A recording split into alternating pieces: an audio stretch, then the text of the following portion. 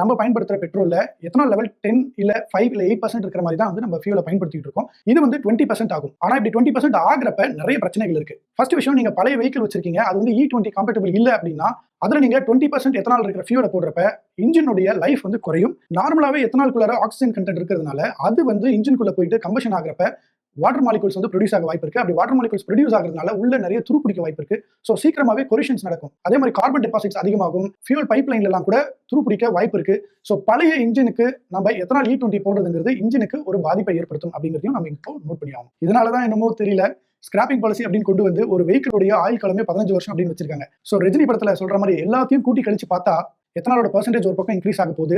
அது காம்பேட்டபிளா இருக்கிற மாதிரி வெஹிக்கிள்ஸ் தான் வாங்கி ஆகணும். ஸோ அதனால நம்ம புது வெஹிக்கிள் தான் வாங்கி ஆகணும். ஸோ இதனால நம்ம பழைய வெஹிக்கிளை பயன்படுத்த முடியாது. அப்படியே பயன்படுத்தினாலும் இன்ஜின் சீக்கிரமா டேமேஜ் ஆகிறதுக்கு வாய்ப்பு இருக்கு. ஸோ அதனால நம்ம பழைய வெஹிக்கிளை யூஸ் பண்ண முடியாது. ஸோ அது ஸ்கிராப் போட்டு தான் ஆகணும். ஸோ எப்படி ஒரு ரவுண்ட் வந்து சூப்பரா வருது இல்லைங்களா?